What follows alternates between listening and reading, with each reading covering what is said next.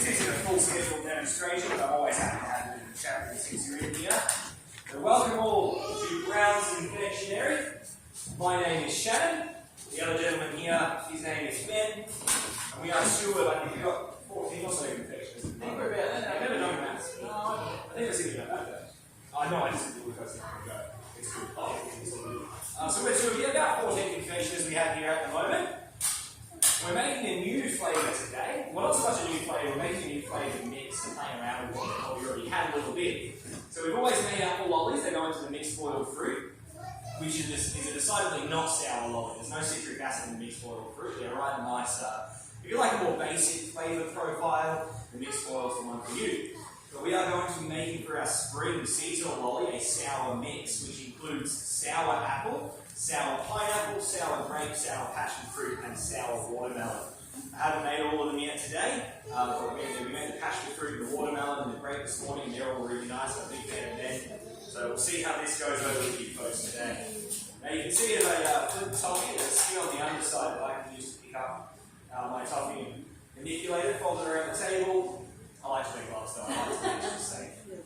Because if that skin splits, the liquid toffee underneath or on top even, that is really dangerous. That'll get on your skin and give you a really nasty blister straight away. So the gloves for me, Ben needs to show off, he doesn't wear gloves. Would you like to show them what you've got to wear? I was going to say that the gloves that he wears is quite simply flour on his skin, gives him a few seconds of protection from the heat of the toffee and keep reapplying that flour as you go. We call it poor man's gloves or confectioner's gloves. We do use rice and corn flour today, so it is gluten-free if anybody out there has a gluten intolerance. But just a fair bit of notice as well, the glucose that we use is from wheat. It should chemically just be glucose, but if you have a severe wheat allergy, just always good to be informed of that kind of thing. It's all listed on the labels and the sweets, of course, as well. I want to very cautiously, I don't want to make a mess on the side of the table, I want to get this away from the edges. And then I will add in my final ingredient. Now, let's see who was listening. I did mention this ingredient earlier. Does anybody know what this stuff is? I heard it. Sugar? Not sugar, no. Not salt. What makes the lolly sour? Citric acid. Citric acid, absolutely correct. Who said that? Was that you, sir? Oh, somebody over there. Well done. Citric acid. So citric acid is super sour stuff. A teaspoon of it is like sucking on 15 lemons all at the same time. So very powerful. You don't want to go too overboard. I just want to get this coffee away from the edges. And not quite more, I think. I might just throw off just a tiny bit. Talk about that in a moment as well. Some of the modern luxuries we have here at Brown's Confectionery. They certainly wouldn't have had back in the 1800s. Now, I also want the green colour of this lolly to be more of a, I suppose you could say like a pastel colour. So I'm going to be using a process known as hooking, or pulling toffee, or pulling taffy. And that's quite simply stretching the toffee repeatedly over itself to incorporate air into it. So the same real process at its core as beating an egg white, incorporating air into the lolly. Makes it white in colour or lighter in colour, so you end up with a really nice pastel green. That's how we got that pastel purple colour for the sour grape. It's also how we get white for any white lollies as well.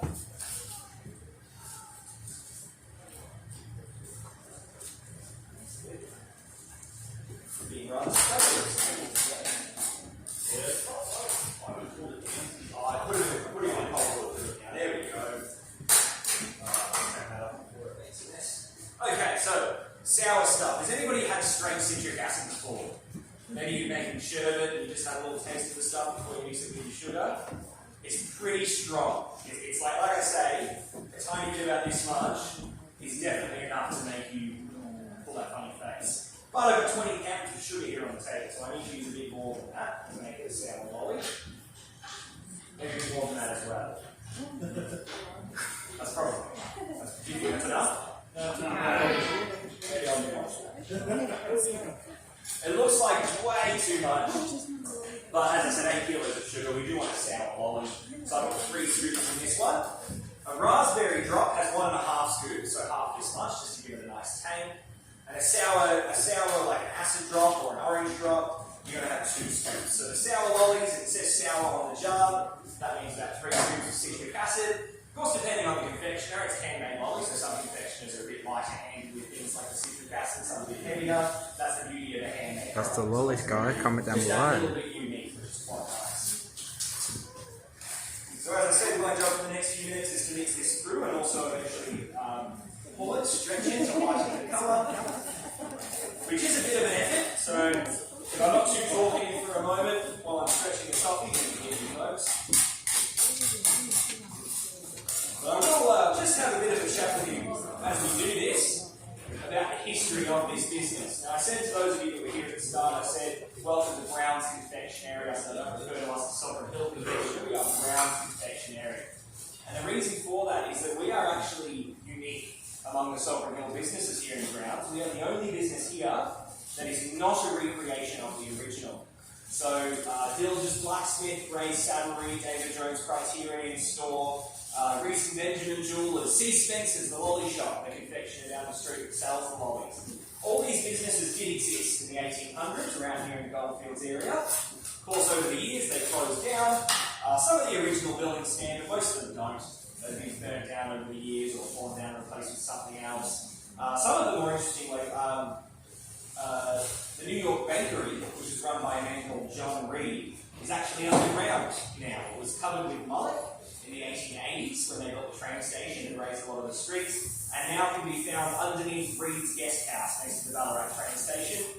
Very dingy little basement. They use it for storage these days. There's not really a whole lot going in there, but they've still got the original oven from that bakery in there as well. It doesn't work. It's just a big brick hole, but it's interesting to look at it if you can ever make your way into the basement of Reed's Guest House. But I digress. We are not a recreation because we are a continuation of the original business. Now this building is not original, it was built in the 1970s, but the business itself has been running non-stop here in Australia, in the colony of Victoria, or the state of Victoria, since 1856. So the Brown family came down from England. They started their store first in a town called Denali, which is up near Bendigo.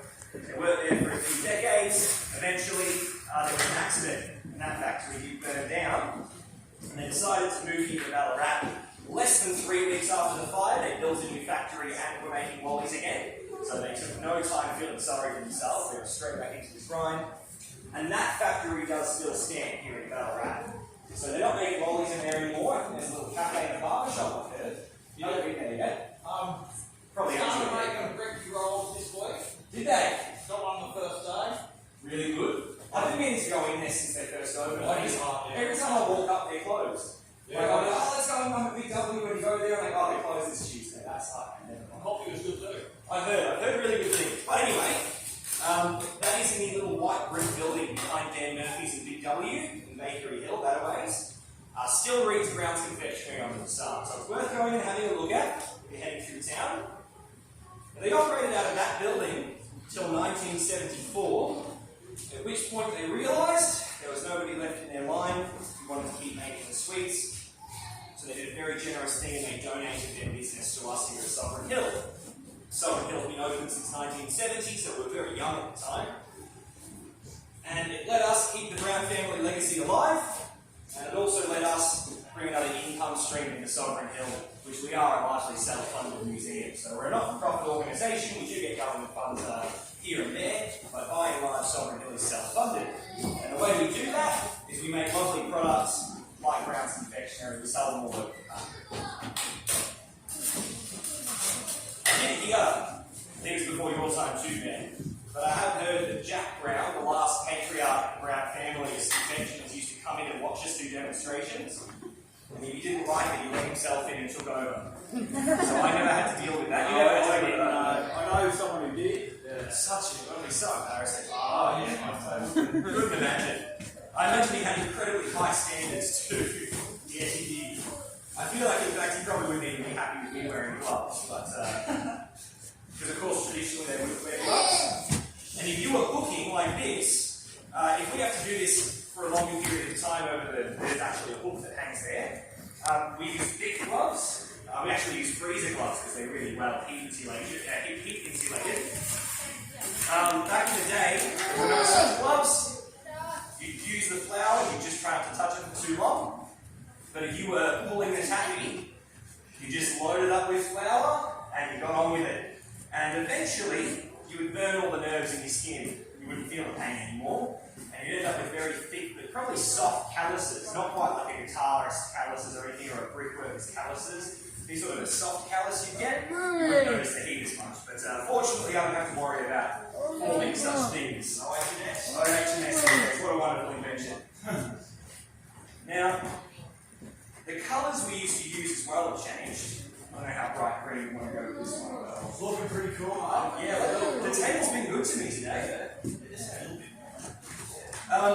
The colours we used to use are a lot different to the colours we use these days. So today, you'll be happy to know this green is your regular old, very highly regulated, very safe food dye, same sort of thing you could buy at the shops. Back in the day, green could be very good or very bad. Traditionally, it would either be chlorophyll. Now that sounds scary, you don't know what it is, but it's perfectly safe. Chlorophyll comes from plant life. That's why plants are all green, or all have green on them. That's how they convert sunlight to energy. But if you couldn't get enough green from plants, you'd instead go to the apothecaries, our pharmacy, and you purchase a big